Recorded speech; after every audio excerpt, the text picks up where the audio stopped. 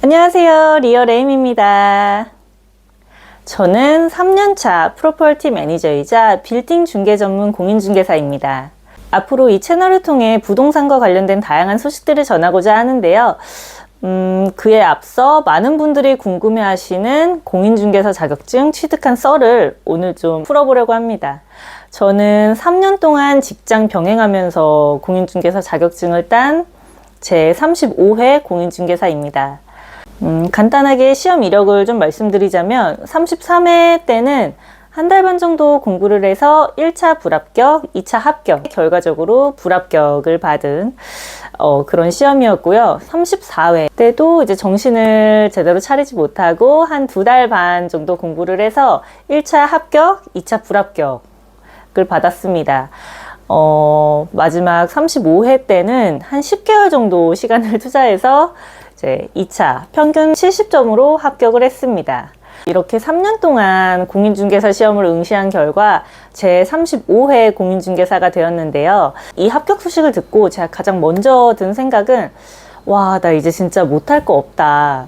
노력은 배신하지 않고 시간이 걸리더라도 내가 꾸준히 뭔가를 위해 노력하면 결국 얻게 되는구나 라는 이제 인생의 교훈을 얻은 그런 시험이기도 했습니다, 저에게는. 그리고 정말 중요한 건 이 시험 절대 만만하게 볼 게 아니라는 거. 수험생 여러분들 꼭 주의하셔야 됩니다. 제가 처음 공인중개사 시험을 응시한 한 2년 정도는 시험에 대한 감이 좀 없었던 것 같아요. 이제 33회를 봤던 그 해에는 두세 달에 한 번씩 금융 관련 자격증을 땄던 해라 일단 시험이라는 것 자체에 되게 자신감이 넘쳤던 시기였고, 그렇기 때문에 이제 시험을 한 달 반 정도 남겨놓고 공부를 시작했었습니다. 이 난이도를 제가 체감을 좀 못했어서 그때 이제 큐넷 홈페이지에 들어가면 기출문제를 보실 수가 있어요.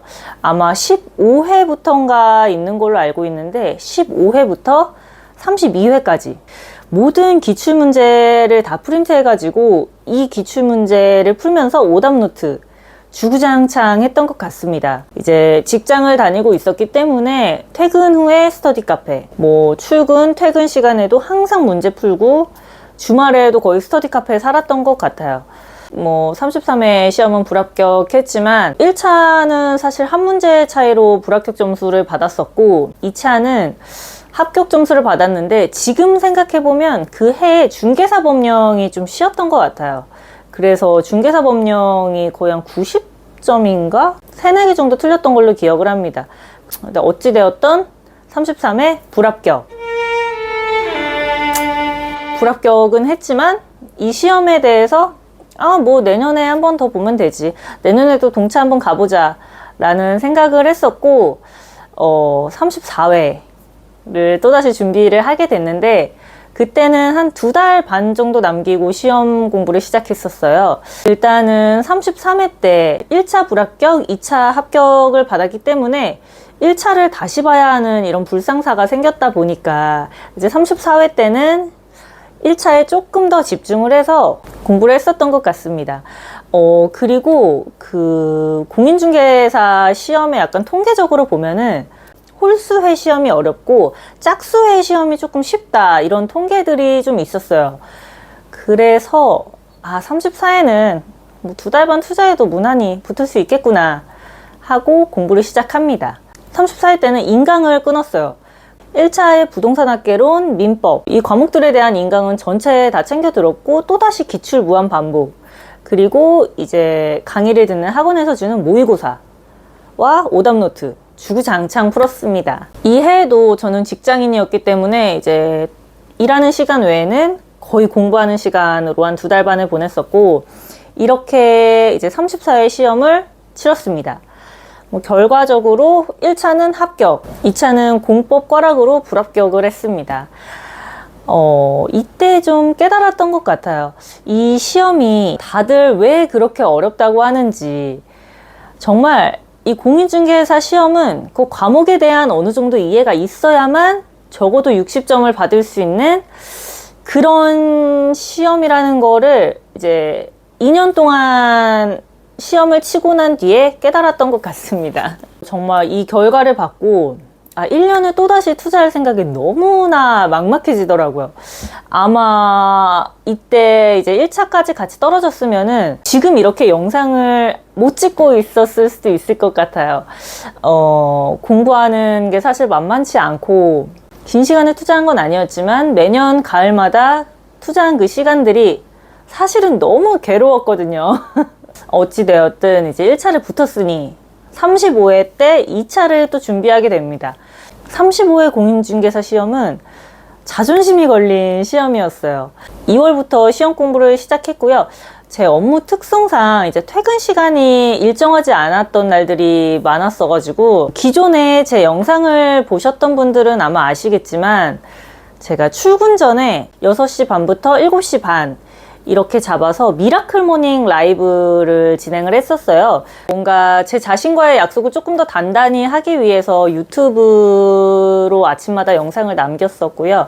2차를 준비할 때는 한 2월부터 시작해서 모든 강의를 다 섭렵했던 것 같아요. 뭐 기본 강의부터 시작해서 뭐 단원별 모의고사, 백선, 현장에 가서 보는 모의고사까지 봤었고 모든 기출문제 그리고 오답노트까지 되게 철저하게 다 돌렸던 것 같아요. 마지막 시험은 합격에 대한 부담감이 너무 커서 그 어느 때보다 열심히 공부를 했었고 이제 매일 앉아서 공부하다 보니까 이제 공인중개사 시험이 10월 말이잖아요. 한 9월 중순 허리 디스크가 눌려서 뭐 앉아있기도 힘들고 걸어다니기도 되게 애매한 그런 상황이 됐었어요. 그래서 이제 급하게 병원에 가서 풍선확장술이라는 시술을 받았었고 시험이 얼마 남지 않은 상황에서 앉아있을 수가 없으니까 병원에 입원했을 때 누워서 막 문제를 풀었던 그런 기억이 있어요.